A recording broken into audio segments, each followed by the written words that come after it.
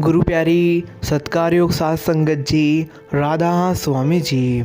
साखी एक सत्संगी से उलझने का नतीजा। एक बार की बात है, एक साधु को बाबा जी के पास आया। ये ऐसे साधु होते हैं जो कि वेशभूषा पर ज़्यादा ध्यान देते हैं। असल नाम से और नाम की कमाई से उनका कोई मतलब ही नहीं होता।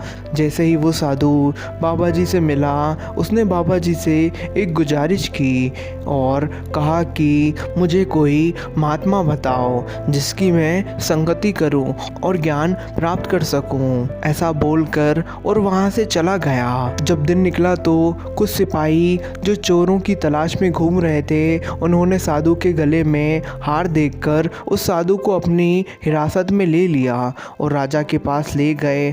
उस समय सज़ा सख्त होती थी, तो राजा ने बिना साधु के बयान लिए उसे फांसी की सज़ा सुना दी और हुक्म दे दिया कि उसे उसी पेड़ से लटकाकर फांसी दी जाए जिसके नीचे यह सोया हुआ था। उस समय जो नियम था कि जिसके पास भी चोरी का सामान मिले उसे बिना किसी बयान के मुजरिम मान लिया जाए और तुरंत फांसी की सज़ा सुना दी जाए।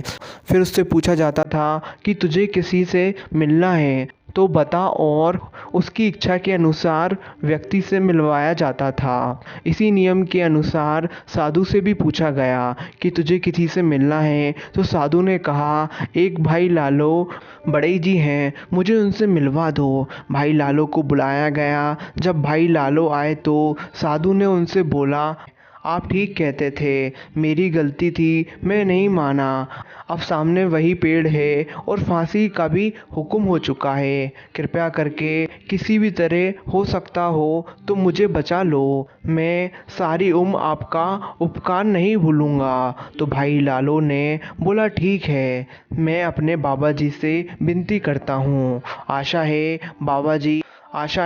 बाबा जी मेरी विनती स्वीकार कर तुझे बचा लें। तू थोड़ा सब्र कर। और इतने में एक खबर आई कि जिन्होंने चोरी की थी वो चोर पकड़े गए। उन्होंने स्वीकार भी कर लिया कि साधु बेगुनाह है, चोरी हमने की है। यह सब सुनकर राजा ने साधु को छोड़ दिया। छूटने के बाद साधु सीधा भाई लालो के घर पहुंचा और फिर उसके बाद बाबा जी के पास जाकर नामदान लिया और सच्चा सेवक बन गया। निष्कर्ष गुरु प्यारी साध संगत जी, हमें मालिक की मर्जी में कोई विरोध या दखल अंदाज नहीं करना चाहिए। कुल मालिक जिस भी स्थिति में हमें रखे, हमें रहना चाहिए। हमें चाहिए कि हम कोई विरोध ना करें, क्योंकि उस कुल मालिक की मौज में ही सबकी मौज है। राधा स्वामी जी। आशा करता हूँ ये साखी आपको अच्छी लगी हो तो सभी सत्संगी भाइयों तक ज़रूर शेयर करें। राधा स्वामी जी।